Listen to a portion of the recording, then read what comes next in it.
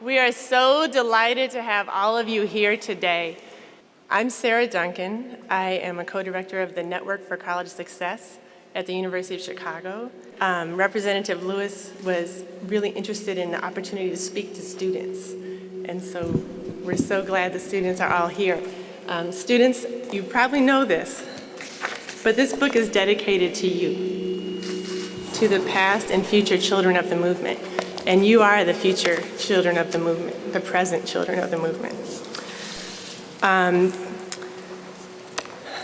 The ideas and the practices that Representative Lewis has spent his life and career, the goals of social justice, civil rights, the beloved community where every person is valued, these are the values that we bring from the School of Social Service Administration at the University of Chicago and the Network for College Success.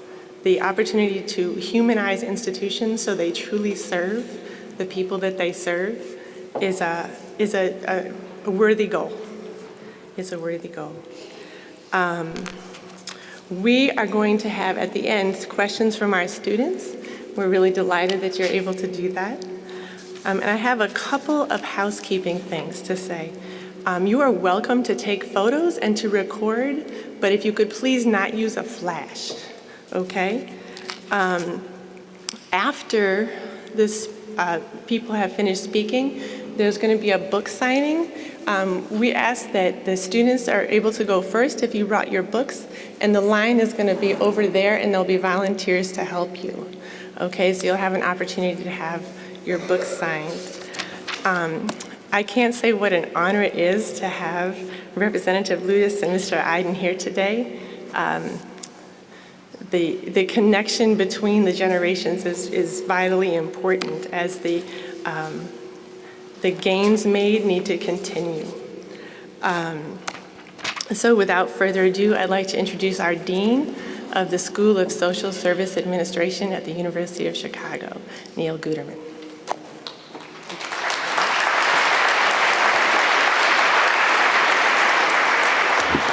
Good morning, everyone. There you go. I too am really honored and delighted to welcome all of you here this morning to Rockefeller Chapel. It's an enormous personal honor and privilege to welcome Representative John Lewis and his co-author Andrew Aydin to the City of Chicago and to the University of Chicago this morning. Representative Lewis is, as you know, one of our nation's most courageous and tireless advocates for social justice. And so it gives me enormous pleasure to welcome you this morning as the Dean of the School of Social Service Administration, where we educate social workers and carry out scholarship that advances a more socially just and humane society. I'm really delighted to welcome everyone, especially to welcome so many young folks this morning here. And I understand you've all gotten a copy of the book, yes? March? Yes? Do you have it? Great, super, yeah. There you go. Wonderful. And I hope I've been diving into it, and I hope when you do, if you haven't read it yet, that you will be as inspired as I am by Representative Lewis's own journey and experiences, and that you'll each seek your own ways to contribute to a more fair, compassionate, and just world. And I would just want to say I'm also delighted that we're partnered this morning with the Family Action Network to organize this morning with Representative Lewis. And I want to thank them for their wonderful collaboration with us on this morning. So thank you very much for joining us. And I now want to ask if you please join me in welcoming Executive Director of the Family Action Network, Lonnie Stonich. Lonnie?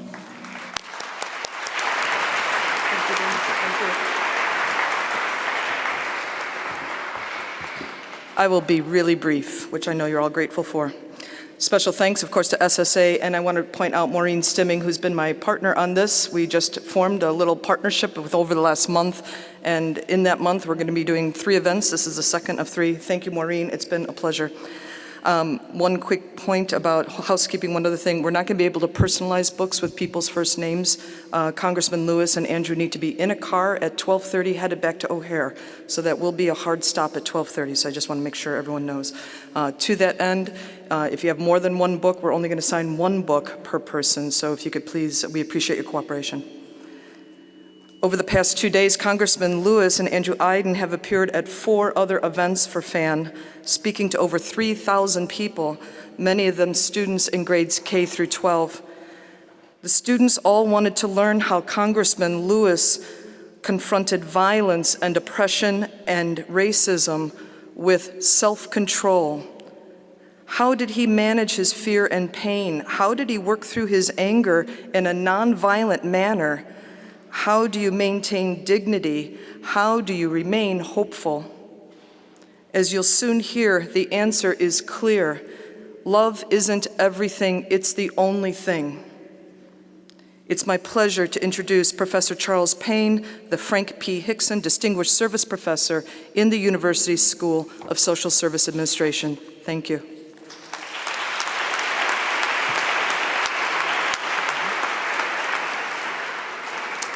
Good morning. Okay, you've learned, right? You got to answer. Like Sarah, it's wonderful to look out and see so many young people here.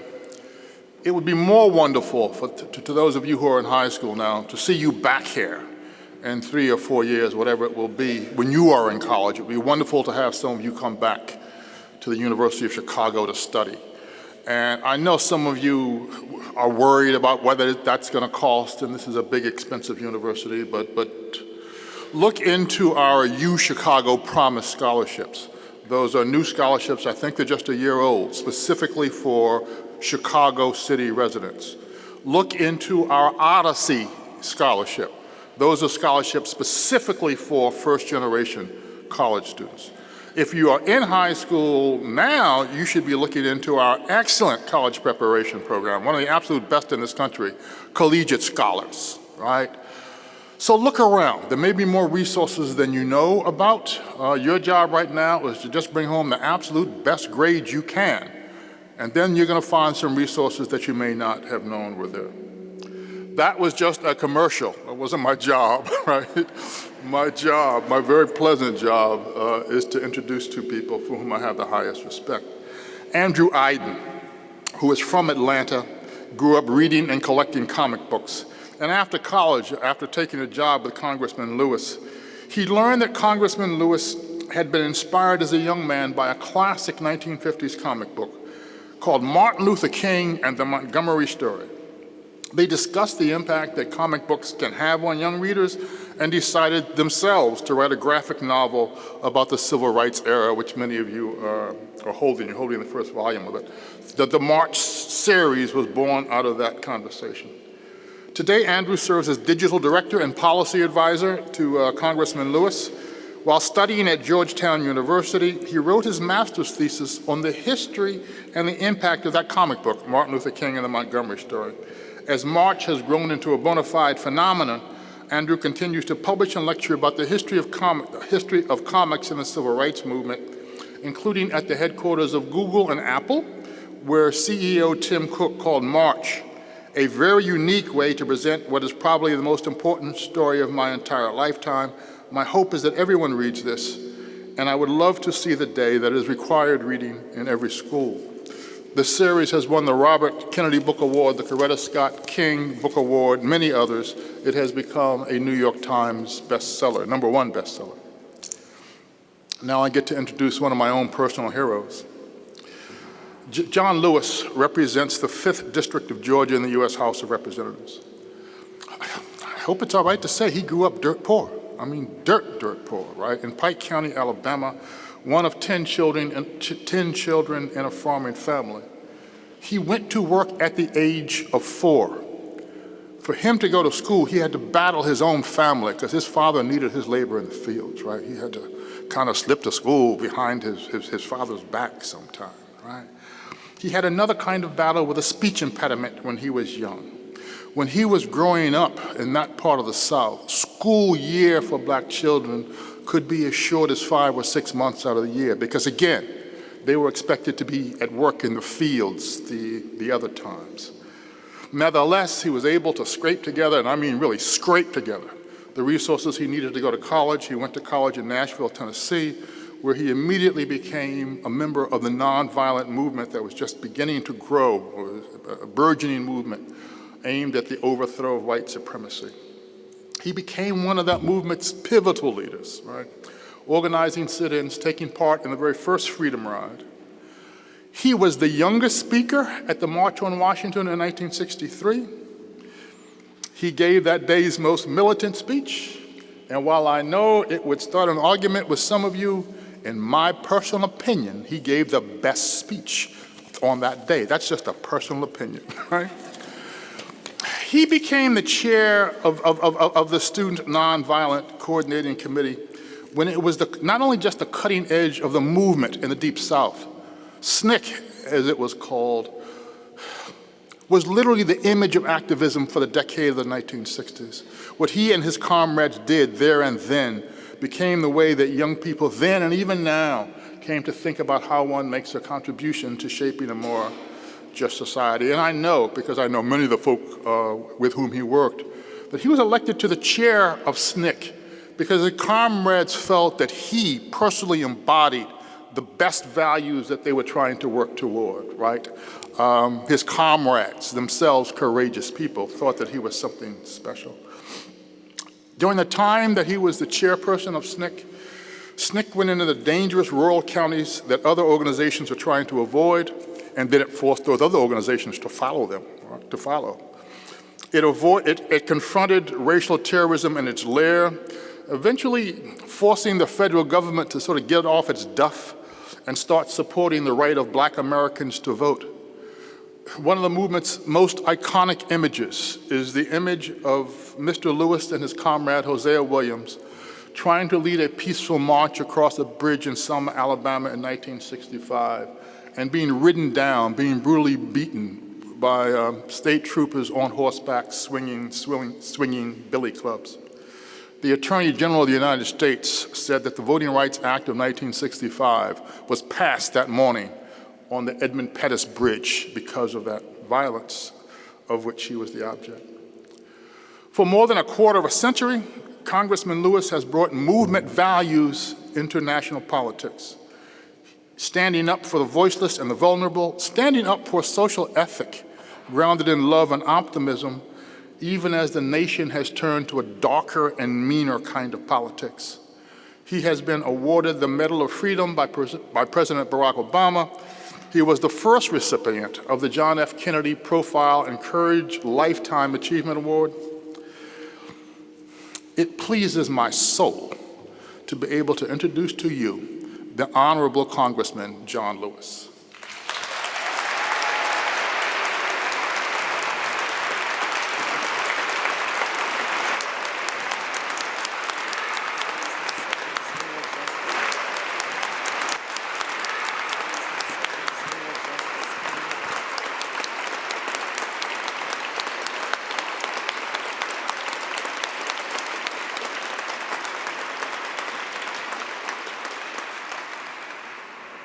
Good morning.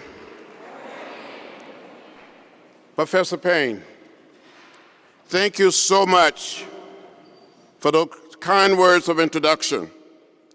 It is good to be here at the University of Chicago, School of Social Service Administration. Thank you. It's good to be here in Rockefeller Chapel.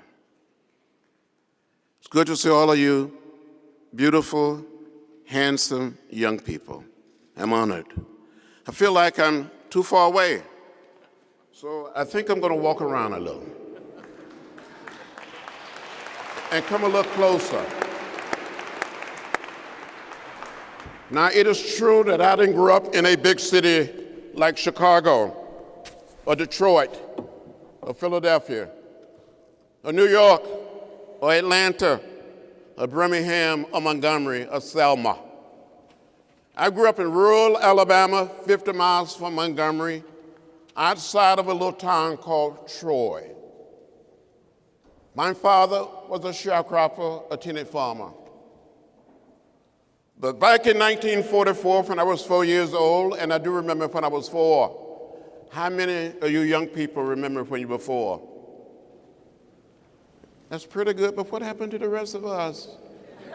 You don't remember when you were 4 years old. I remember when I was 4 years old. My father had saved $300, and a man sold him 110 acres of land. 110 acres of land, that's a lot of land. And on this farm, we raised a lot of cotton and corn, peanuts, hogs, cows, and chickens. Some days I would be out there working in the field, picking cotton, pulling corn, gathering peanuts. And my mother would say, boy, you're falling behind, you need to catch up. And I would say, this is hard work. And my mother would say, hard work never killed anybody. I said, well, it's about to kill me. I was determined to get off of that farm and go to school and receive the best possible education. Some days I would hide under the front porch early in the morning and wait for the school bus to come up the hill, get my book bag and run out from under that porch and board that bus and go off to school. Growing up there on the farm, when you read March, book 1,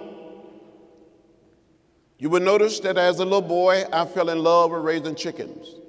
And I want to ask the students, the young people, I know some of you like to eat chicken, right? Yes. But you don't know anything about raising chicken, do you? Any of you know anything about raising chicken? Don't fool me. One of the teachers said she knows something about raising chicken. But let me tell you what I had to do as a young boy. When the setting hen was set, I would take the fresh eggs, mark them with a pencil, place them under the setting hen, and wait for 3 long weeks for the little chicks to hatch. Some of you may be saying, now, John Lewis, why do you mark those fresh eggs with a pencil before you place them under the setting hen? Well, from time to time, another hen would get on that same nest, and there will be some more fresh eggs. And you had to be able to tell the fresh eggs from the eggs that were already under the setting hen.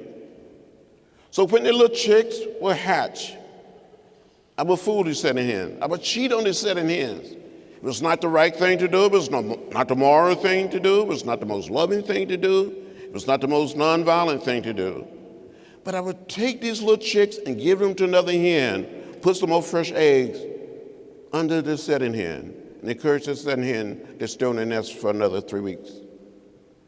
I knew it was not the right thing to do, but I was never quite able to save $18.98 to order the most inexpensive incubator or hatcher from the Cicero Buck store. And as young students, you probably don't know anything about the Cicero Buck catalog, ordering book.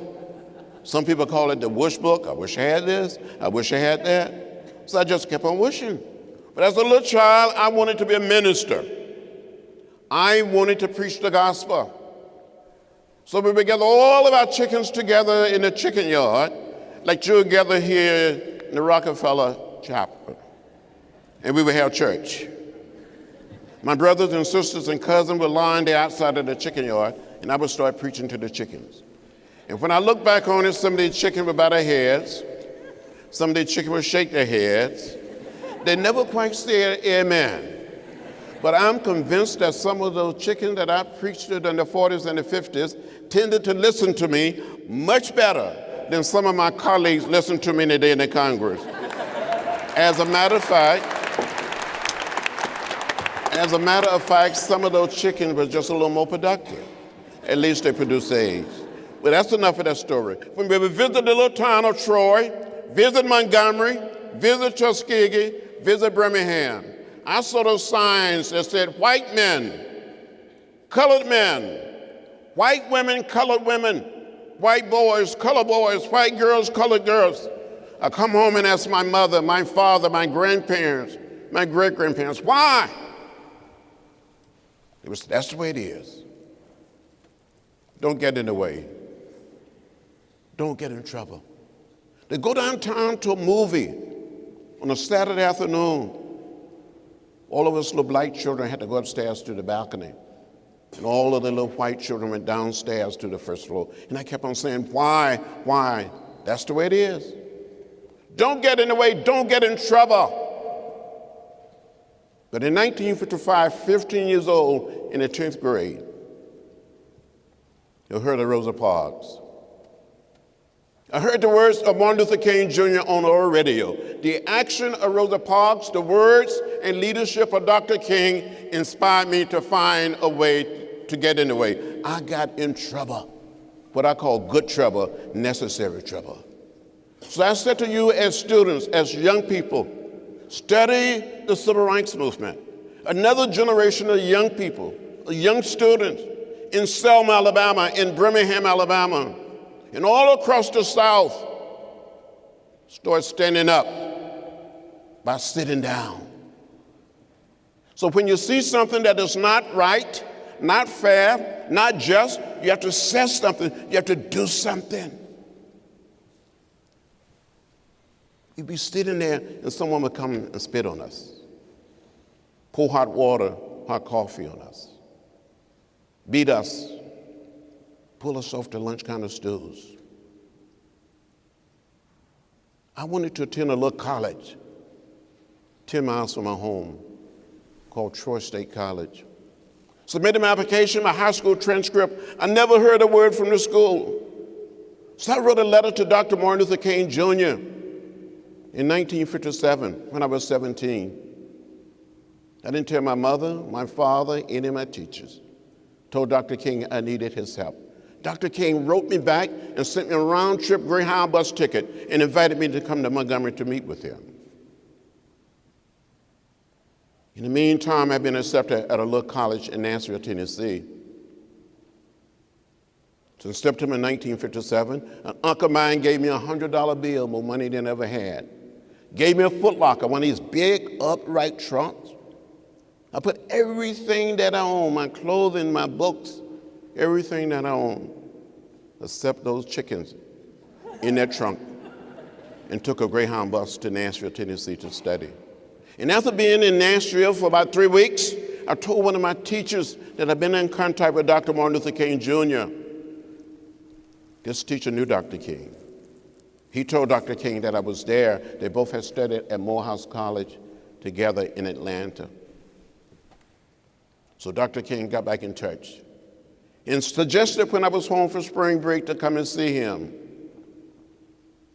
So in March of 1958, by this time I'm 18 years old, I boarded a bus, traveled to Montgomery, and a young lawyer by the name of Fred Gray, who had been the lawyer for Rosa Parks, for Dr. King, and the Montgomery movement, and became our lawyers during the Freedom Rides and during the march from Selma to Montgomery. Met me at the bus station and drove me to the First Baptist Church, pastored by the Reverend Ralph Abernathy, a colleague of Dr. King, and ushered me into the office of the pastor study of the church. I was so scared. I didn't know what to say or what to do. I saw Martin Luther King Jr. and Reverend Ralph Abernathy standing behind a desk. And Dr. King said, "Are you John Lewis? Are you the boy from Troy?" And I said, "Dr. King, I am John Robert Lewis." I gave him a whole name. But he still called me the boy from Troy. It was wonderful to meet him. And he said to me over and over again, "If you really want to go to Troy State, non-Troy University, we will help you. You may need to file a suit against the state of Alabama, against Troy State. We will help you. We will raise the money to do it. But your home could be bombed or burned. Your family could lose the land. So go back and have a discussion with your mother and your father." And I went back. My mother was so afraid. My father was so afraid. So we dropped the whole idea of me attending that little school. So I continued to study in Nashville. And it was in Nashville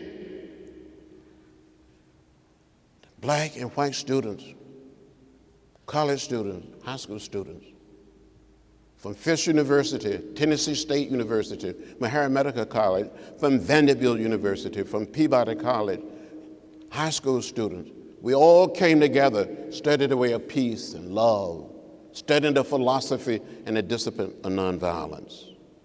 We started sitting in an orderly, peaceful, nonviolent fashion, waiting to be served. People would spit on us, pour hot water, hot coffee, hot chocolate on us. And we were told over and over again that if we continued to sit in, we would be arrested and taken to jail. I didn't want to go to jail. I didn't want it to be arrested. But they said, if you come the next time, you definitely will be arrested.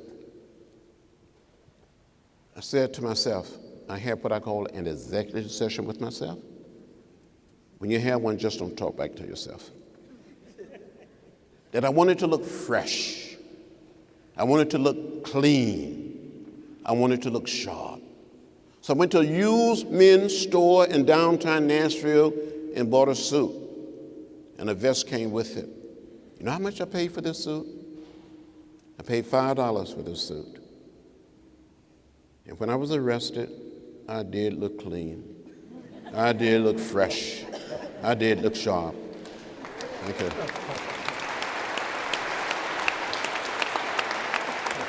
This young man, Andrew Aydin, so smart, so gifted, he did a little research and found a picture of me being arrested that was on the front page of the Nashville Tennessean.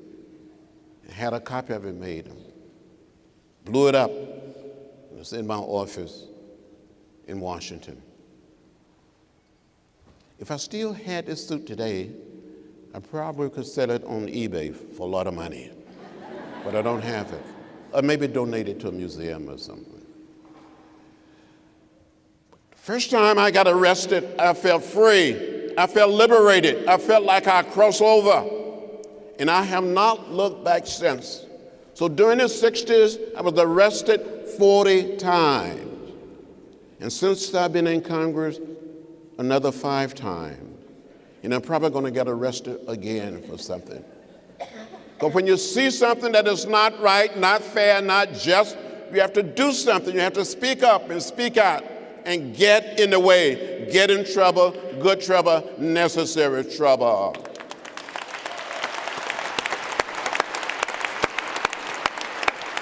Just think, in 1961, the same year that President Barack Obama was born, black people and white people can be seated together on a Greyhound or Trailway bus, leaving the nation's capital to travel through the South, through Virginia, North Carolina, South Carolina, Georgia, Alabama, and Mississippi. We were on our way to New Orleans to test a decision of the United States Supreme Court. Along the way, we were beaten, left bloody, left unconscious. One occasion in May of 1961, we arrived in a little town called Rock Hill, South Carolina, about 30 miles from Charlotte, North Carolina. My seatmate was a young white gentleman. The two of us tried to enter the so-called white waiting room. We were jumped by members of the Klan and left lying in a pool of blood. The local police officials wanted to know whether we wanted to press charges. We said no. We believe in the way of peace, the way of love. We believe in the philosophy and the discipline of nonviolence. Many years later, one of the men that beat us, as a matter of fact, February 2009, this man who'd been a member of the Klan, in his 70s, came with his son who was in his 40s to my office and said, "Mr. Lewis, I'm one of the people that beat you and your seatmate. I want to apologize. Will you forgive me?" His son started crying, he started crying. They hugged me, I hugged them back. I said, "I forgive you, I accept your apology." And the three of us cried together. It says something about the power of the way of peace, the way of love, about the philosophy and the discipline of nonviolence. As Martin Luther King Jr. taught us, hate is too heavy a burden to bear. Never hate. The better way is to love everybody. In the final analysis, we're one family. We're brothers and sisters. We live in the same house, not just American house, but the world house. We made a lot of progress. We come a distance, but we still have a distance to go. There are forces in America today, in high places, trying to take us back. We've come too far, we made too much progress, and we're not going back, we're going forward.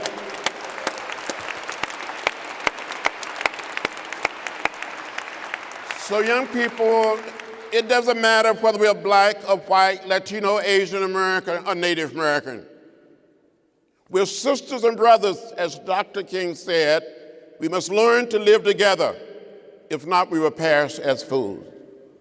I said to each and every one of you, be kind, be bold, be courageous, be brave, and do your part. We're not there, but we will get there. And if we get it right here in America, we can serve as a model for the rest of the world. Some people say nothing has changed. I feel like saying, come and walk in my shoes. I will show you change. The signs that I saw as a little boy growing up in rural Alabama, when I was working in Georgia in the movement, in Tennessee, other parts of the South, those signs are gone.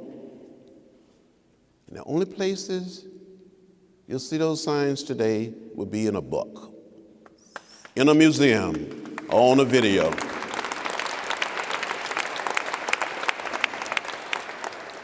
I want to thank you for being here. Play your role and play it so well that no one else can play it any better. And dream dreams. You can be lawyers, doctors, be a great teacher, great scientist. You can be mayor of a city, governor of a state. You can be president of the United States, a member of Congress. You can be an ambassador. Thank your teachers. If it hadn't been for teachers, I wouldn't be here. So hang in there. Don't give up. Keep the faith. Keep your eyes on the prize. I hope all of you will have an opportunity to read Marge. I don't know how many of you saw the movie Selma. How many of you saw the movie? Do you remember the young guy who played me when I had all of my hair? When I was wearing a backpack before it became fashionable to wear backpacks? On that day, on that bridge in Selma, a day that became known as Bloody Sunday, I thought we were going to be beaten, and we were beaten. Thought we were going to be arrested and taken to jail. So in jail, I wanted to have something to read. I had 2 books.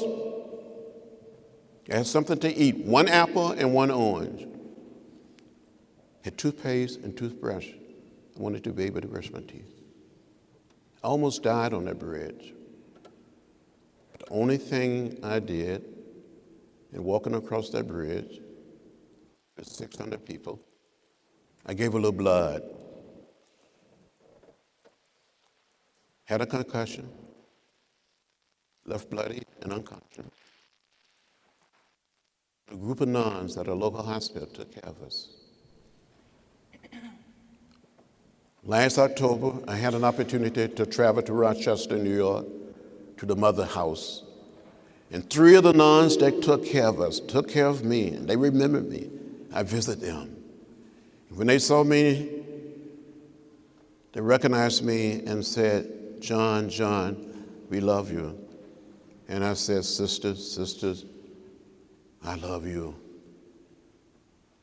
Hadn't been for those nuns at that little Catholic hospital, I probably wouldn't be standing here.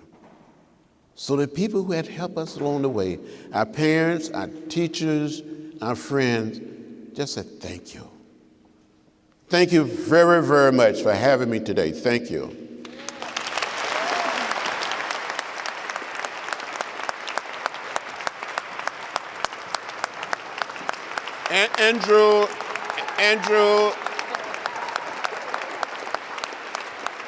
Andrew Aydin, this young man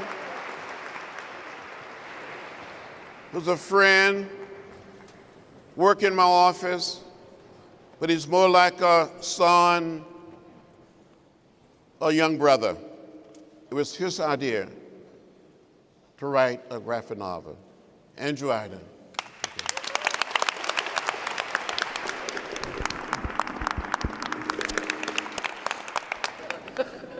How do you follow that? And then he sits right there.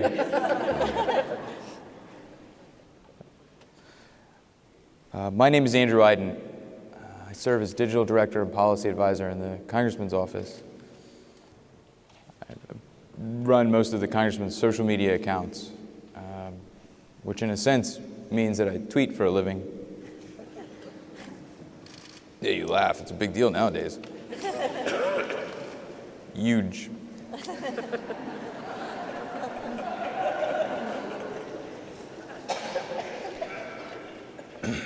Let me tell you a little bit about how we got here. First of all, it's an honor to be here in this amazing chapel. It's an honor to be able to speak at this school, but it's more of an honor to speak to you guys. I was raised by a single mother. My father was a Muslim immigrant. It's kind of a tough thing to have as a family right now, but it's a responsibility in this day and age to talk about how we got here and where we came from. After my dad left, I started reading comic books. I wanted to hear stories about people who were doing the right thing because it was the right thing to do. Granted, at the time it was mostly white men in spandex, but I took what I could get. As I got older, I started going to comic conventions. It was sort of a gathering of the maladjusted. It was a place where I could find refuge. As I grew up, I decided I wanted to go into public service. I worked in Connecticut for a while, and then the congressman had an opening on his staff, answering mail. And that's where I started. I mean, think of it as a mailroom, but really it was just a desk. And about a year afterwards, after about a year on his staff, I was asked to serve on the congressman's re-election campaign. And so I went back to Atlanta. I think your mic's still on. Yeah, I think that's what it is. Let's just get to know each other here real quick, right? Always a staffer. There you go. So I got to serve on the congressman's re-election campaign. And, you know, Don Lewis is pretty popular, but he had 2 opponents that cycle. And he works very hard. Granted, he beat him pretty bad, non-violently. But we were working 50, 60, 70-hour weeks. It was the middle of summer in Georgia. It was hot. And so we'd all gathered around to talk about what we were going to do after the campaign was over. And some folks said they were going to go to the beach. Some folks said they were going to go see their parents. And I said I was going to a comic book convention. And right, like this room of stodgy political operatives, they all laughed at me. Except I heard a deep voice say, "Don't laugh." There was a comic book during the movement, and it was very influential. Now to me, hearing those words, it was like a lightning struck me. Because I had no idea that this medium that I had loved as a child could play a role in our social movements, and had. So I went home that night. I looked it up on the internet. This comic book, Martin Luther King and the Montgomery Story. It sold for 10 cents. It was 16 pages cover to cover. It was beautiful. It was a studio house style of the 1950s. It introduced you to nonviolence, to Gandhi, to Rosa Parks, to Martin Luther King, to the Montgomery bus boycotts. And I became captivated. I'd spent that summer on that campaign listening to stories no one had told me as a young person. I grew up in Atlanta. The congressman's been my congressman since I was 3 years old. And yet the only stories of the civil rights movement I heard were the stories of gods and kings. Martin Luther King, Rosa Parks, they marched, they spoke, and that was it. Nobody had told me the stories I was hearing that summer from John Lewis, the story of SNCC, the story of young people and what they were capable of doing, the important role they played in the civil rights movement, in fact, the essential role, in many ways bringing about the greatest change, the most important progress. And so as I sat there that night and I looked at that comic book on the internet, I thought, you know, John Lewis should have a comic book. And so the next day, when I went back to the office, and we were continuing these conversations, right? It was 2008. It was the summer of hope and change. Elected officials were asking themselves, how do we reach young people? Congressman Lewis, we were all asking, how do we teach the civil rights movement? How do we help young people organize? And so I raised my hand when this question came up again. And I said, I think you should write a comic book. He was real nice about it. He said, oh, well, maybe. But something about it seemed absolutely necessary. It seemed bigger than me. And so I kept asking. Every time those questions would come up, I would raise my hand. And every time my colleagues would roll their eyes at me, I would say it a little bit louder. Until finally, after not too long, the congressman turned to me and he said, okay, I'll do it. But only if you write it with me. And that moment changed my life. Now, it's not an easy thing. Nobody had ever done anything quite like this before. I'd never written a book. I've written some tweets. But I believed in John Lewis. And thankfully, he believed in me. And so we started working at night and on weekends. I mean, he had a day job, right? And I started interviewing him. I would call him at night, and I'd ask him questions. Tell me the stories. Sometimes it gets so late, I'd fall asleep on the phone. Sometimes he'd fall asleep on the phone. You just hear a little snore on the other end of the line. I'm just kidding, sir. You don't snore. But we did this for years. And publishers kept saying no to us, but we believed in it. We realized that comics are the language of the future. You all have grown up on the internet. You're digital natives. You speak in words and pictures. What is a comic book panel but a meme? It's how you communicate. And so if we're going to teach you everything that we need to, we have to do it in your language. And so we kept working. And there were some surreal moments. I remember going on the trip with the congressman where he takes members of Congress down to Alabama.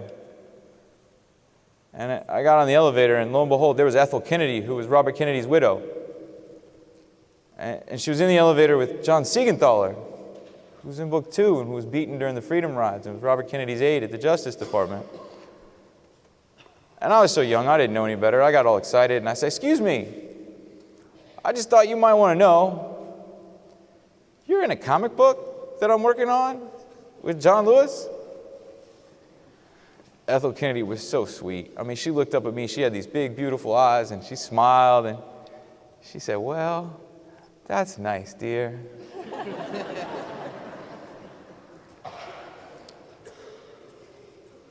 So you can understand what it meant when I got a phone call a few years later from Ethel Kennedy to tell us that March was the first graphic novel to win the Robert Kennedy Book Award.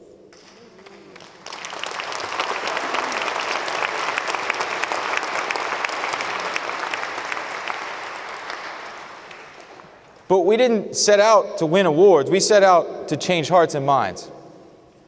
And the moment that we knew that was going to happen came just before book one was released. And I got a phone call from a reporter at the Wall Street Journal, of all places. And he said, "Man, I got a copy of your book, and I loved it, and I wanted you to know, I don't usually do this, but I decided to give it to my 9-year-old son. And what I wanted you to know is that after he read it, he went and put on his Sunday suit, and now he's marching around my house demanding equality for everyone." Imagine if every young person in America had that social consciousness. Imagine what this country would be like in a generation if we taught love as our highest virtue through John Lewis's story, through the perseverance of his life.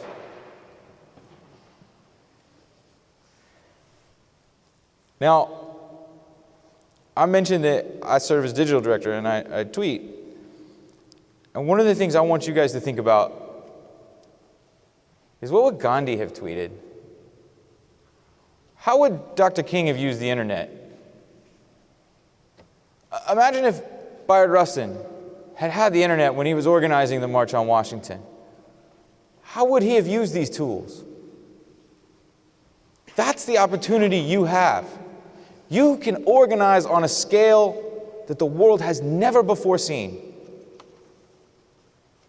What we're trying to do is to give you the tools, to teach you the fundamentals and how another generation used nonviolence before you, so that you can create the next sit-in moment. I mean, those were freshmen. They were just a few years older than you are. Time goes so fast. And we're going to need your service, your ideas, your heart. And we need them now more than ever. Now, I know sometimes things feel tough.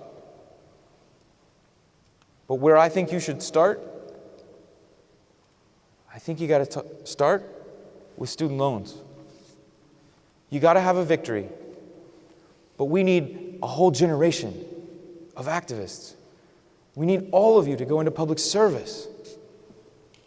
And I think you have to start the student loans to make that happen. Let me put it to you this way. Imagine if John Lewis, when he graduated in 1961, instead of going on to be chairman of SNCC, he'd had to go work at a corporation to pay back his student loan debt. There would be no Civil Rights Act. There would be no Voting Rights Act. Let me put it to you another way. When John Lewis got married in 1968, his wedding announcement read Lillian Miles to wed unemployed political activist John Lewis. It's true, people who are ahead of their time pay a price. And I believe we have to lift that burden of debt so that another generation is free to pay that price for us. But I believe we also owe you a sacred promise that all of you have the opportunity for higher education. I know that my opportunity to go to college on a full ride is the only reason I went to college. And I got lucky. And we deserve to give each and every one of you that same opportunity. It's our responsibility. But we need you. I'm going to tell you one more story and then we'll take some questions. When I was in high school, I would bring my comic books with me to school. Yeah, that's how cool I was. And one time I had them out in English class and my teacher caught me with them on my desk. And she came up and she took them and she said, "I'm sorry, you can't have those out right now. Those aren't real books."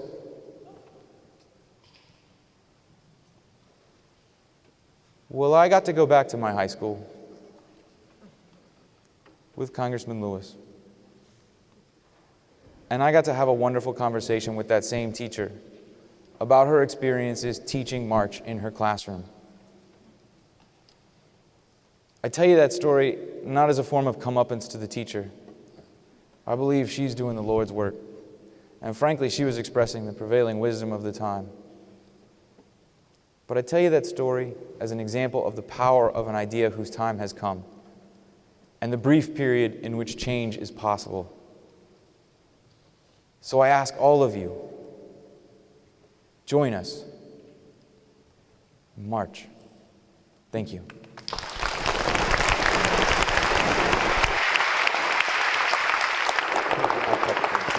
Answer some questions.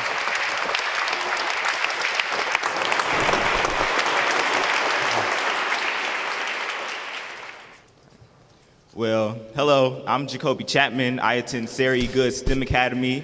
I'm currently a senior, and I hope to study political science once I get to college.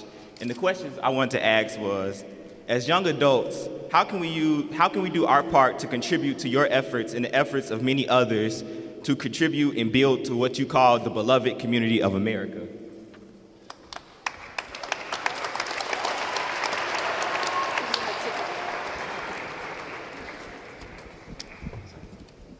First of all, I would say you're never too young to stand up, to speak up or speak out, or to engage in a sit-in or sit-down.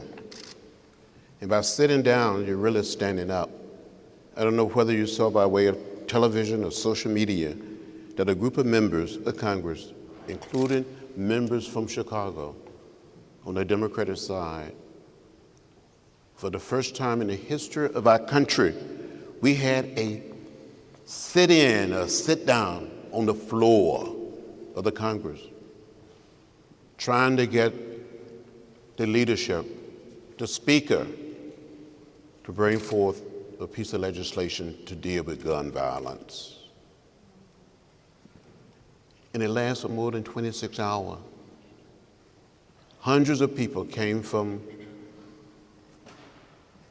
D.C., from Maryland, Virginia, and other people called in, sent messages saying they were with us.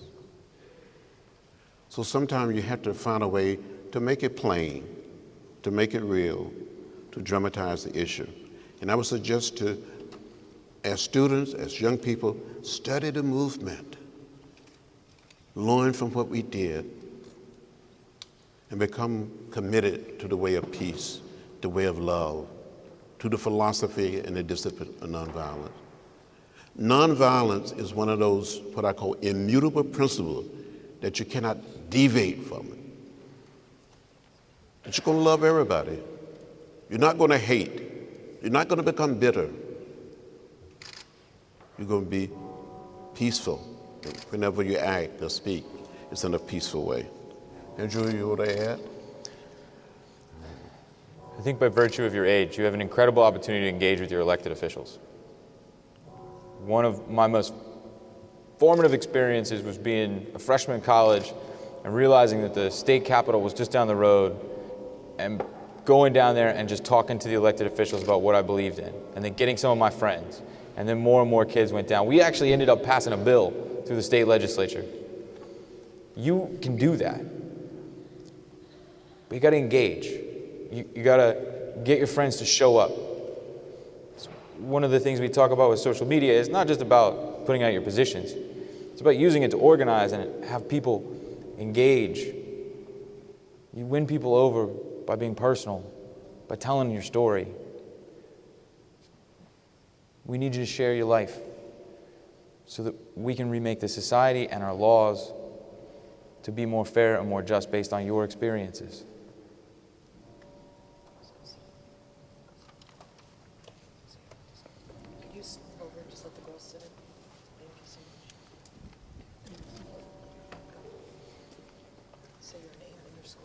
Okay.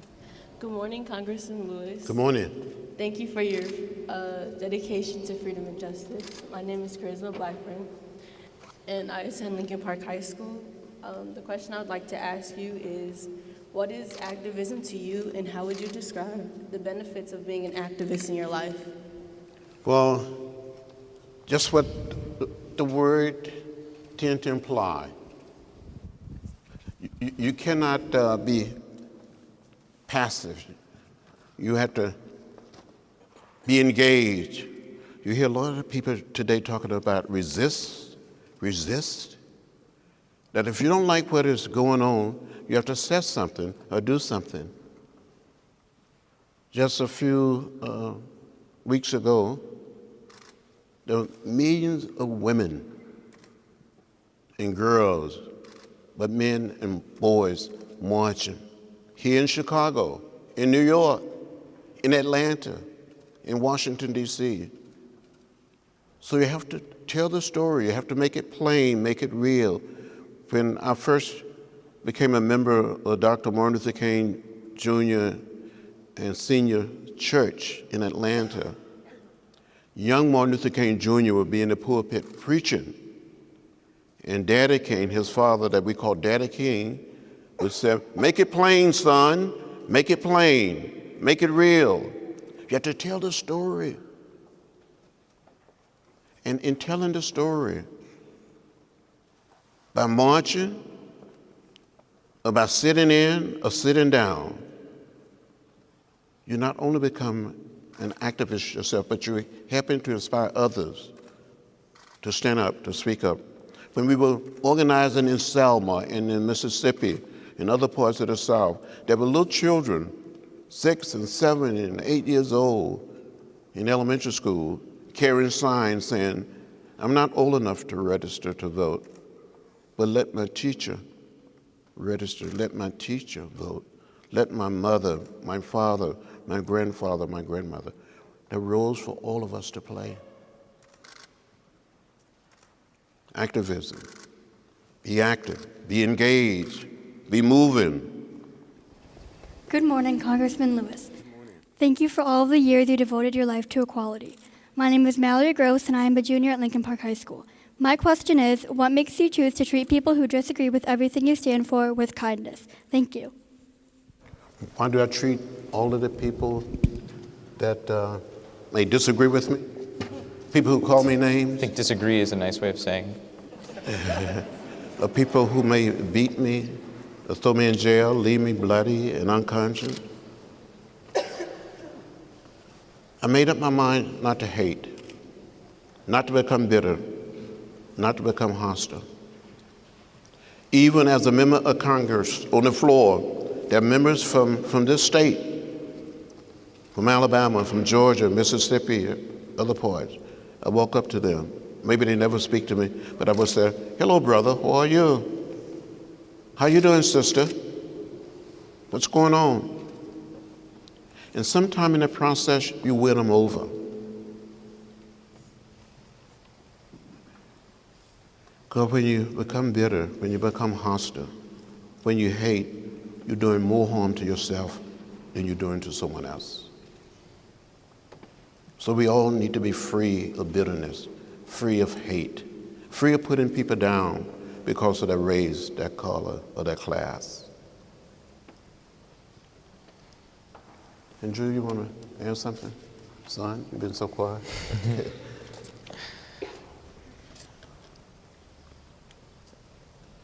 I've never seen anybody win in the long run through hate. And you have to ask yourself, are you fighting for the short term or are you fighting for the long term? And I think what John Lewis's life has shown me is that we have to keep an eye on the long term, and that has to be our goal. And you keep pushing for that. There was a thing he used to say, you gotta be a pilot light and not a firecracker. Yeah. And that's what we all need to be, because that's how we'll get there. See, a firecracker, you know, it just go up in a moment. But a pilot light, continue to burn burn and burn. You're right, picking up some of my stuff. It's good. Next question.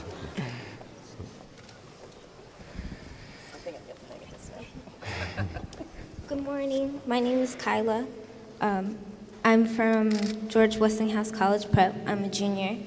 And you and SNCC used nonviolence and direct action during the 1960s. What strategies do you recommend to the next generation to achieve social change today? Well, I think it's still is a must that young people and all people use the philosophy, the discipline, and the way of nonviolence. Violence may create temporary changes, but nonviolence create lasting changes. It helps to make us all better. It helps to build that beloved community. It helps to redeem the soul of a neighborhood or community. It makes us all better human beings. Okay? If I could add, I think the tactics of nonviolence have to be used to disrupt. I think people forget sometimes you had the Montgomery bus boycott, but the reason it worked is the selective buying campaign and the economic impact of the nonviolent action. Sometimes you're going to have to disrupt this economy. Do you remember what happened in Indiana when the governor signed a bill that was not so good? And then all these companies started saying, well, we're not going to do business in your state. If you disrupt the economy, you get to the heart of it. North Carolina. I mean, when they pulled the NCAA tournament from there, people changed their tune real quick, and they replaced that governor. But your role as young people has to be to find new ways to disrupt and to get to the heart of it.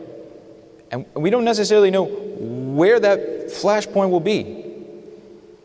But if you understand what happened during the movement and you understand the fundamentals, maybe you'll have that moment of inspiration that changes the world for all of us. And use social media. We didn't have a fax machine. We had old mimeograph machine. We didn't have cellular telephone. But we used what we had to bring about a nonviolent revolution, a revolution of values, a revolution of ideas. You have people standing up, speaking up to change America, to change a city, a town, a state. And inspire people not only here in America, but around the world. When you travel all around the world today, everybody knows the theme song of the Civil Rights Movement, "We Shall Overcome." People said, whether it's in Europe, or Africa, or Asia, but said that the American Civil Rights Movement inspired them. And Andrew would tell you that if you go to certain countries, high school students, maybe in Germany or some other place, know more about the Civil Rights Movement than a lot of our young people in America. They know the names of individuals. They ask you about it. Here in this city, you have a young lady by the name of Diane Nash, who was a student at Fisk University. And she was one of the key leaders of the Nashville movement and helped people throughout the South.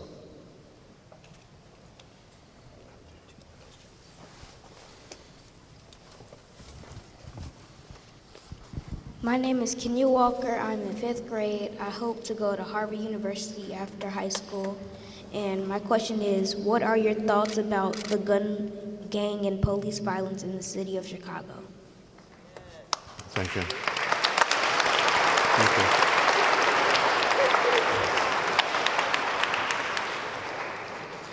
Well, Harvard University is a great school. University of Chicago is a great school too.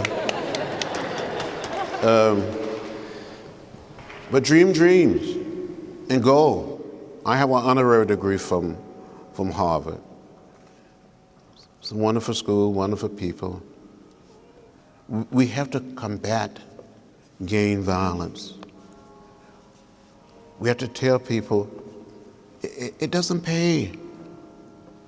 to beat, to kill, to bully other people. And we should try to make our law enforcement individuals to understand other human beings. But the law enforcement individuals, they try to protect us. When I see police officers or see anyone with a badge on, I always say, thank you for your service. I wish I could say to every teacher, but teachers don't go around wearing uniform. When we see teachers say, thank you. When I go through the airports and see the TAS people who provide security, I say, thank you for your service. I don't think in America we thank people enough. You see your professor, your counselors, say thank you for your help. But we also should say to our mothers and father, thank you, Father. Thank you, Daddy. Thank you, Mom or Mama, for providing for us. To your sisters and brothers, to your classmates, to your cousins, thank you for being my friend.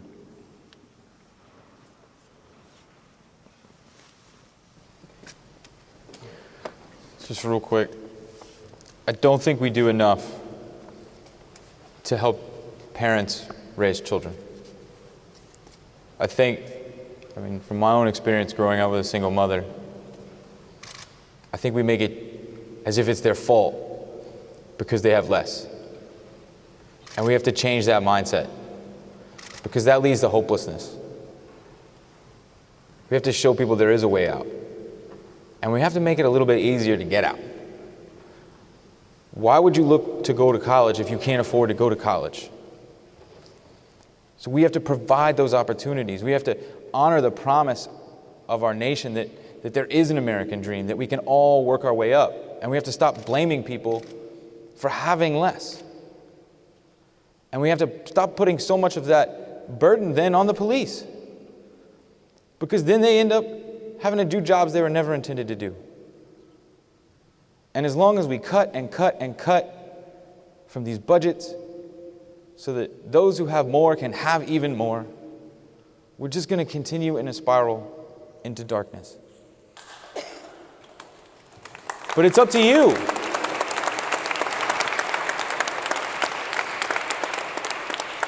It's up to you. Because we're in Washington, but we need more colleagues who feel like John Lewis. We need more colleagues at the city council and the state legislature. You have to vote in every election. You have to march every time there is something wrong. You have to be loud and you have to tell your story of what it is to grow up in Chicago or in Atlanta so that people understand where we come from. So that they'll stop blaming us for not having as much. So that we can succeed and we can live lives that fulfill our potential. Thank you for your question.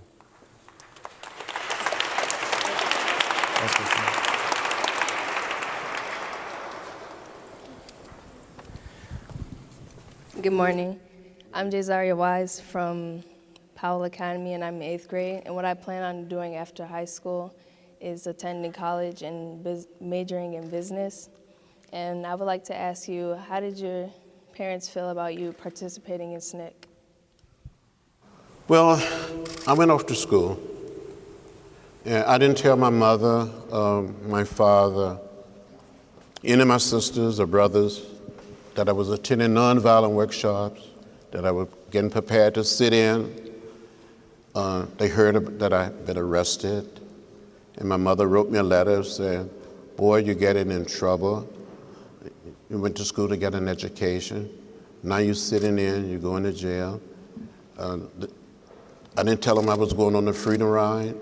I just did it because I thought it was the right thing to do.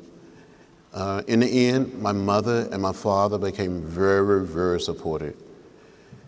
And when we got the Voting Rights Act passed, my mother, my father, my grandfather, my uncles and all could not register to vote. They had to pass a so-called literacy test. They were asked questions like counting the number of bubbles in a bar of soap, the number of jelly beans in a jar. But when the Voting Rights Act was passed, my mother became a crusader that everybody must get registered and vote. So they learn, they catch up.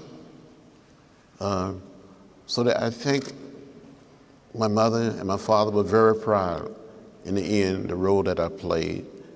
And my mother in particular was so happy and so pleased when I got elected to the Congress. My father didn't live to see me elected to the Congress. Thank you all for coming. Thank you so much.